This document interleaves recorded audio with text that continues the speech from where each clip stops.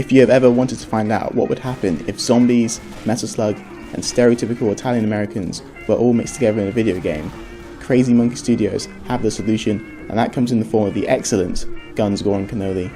From the outstanding brain-busting gameplay to the well voice-acted cutscenes, Guns, Gore, and Cannoli rarely fails to impress, and is not only one of the best indie games of 2015, but simply one of the best games of 2015. While it may seem like a standard side-scrolling shooter, Guns, Gore, and Cannoli actually has a well-acted, visually impressive story to tell about zombies overrunning a 1920s city, and surprisingly, it is pretty interesting.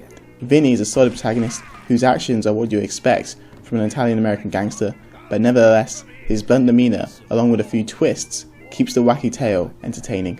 I'm gonna teach you some respect, and I'm gonna have fun doing it. The gameplay of Guns, Gore, and Cannoli is very reminiscent of titles such as Metal Slug, which pits waves of enemies between you and the right hand side of the screen. The variety of guns at your disposal, which range from a standard pistol to an electric gun, makes killing enemies a lot of fun. While it is awesome to have the ability to choose from any gun at any time, towards the end you will have too many guns, and scrolling to select your desired weapon is awkward and inefficient.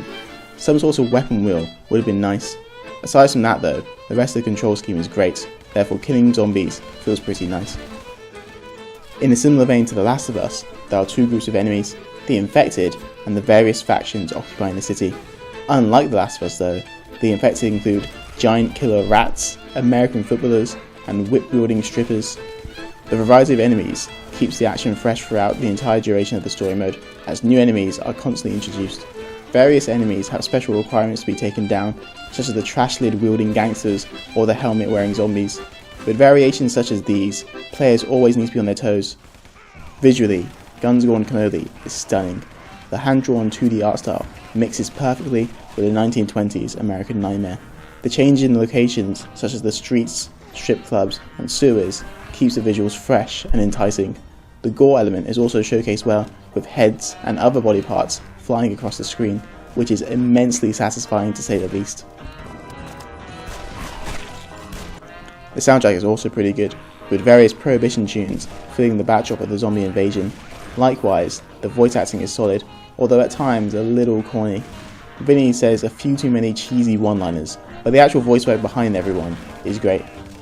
The story mode of Guns, Gore, and Cannoli can be beaten in about 5 hours, less if you're playing with friends, which is a decent amount of time considering the asking price of the title on the PlayStation Store, but there is still more to do after the credits roll.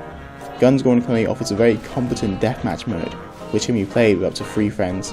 The only real thing the game is lacking is a proper trophy list, as there is no platinum, but instead 21 bronze trophies, which is hugely disappointing to trophy hunters such as myself. Overall though, Guns, Gore, and Cannoli is easily one of the best titles available on the PlayStation Store.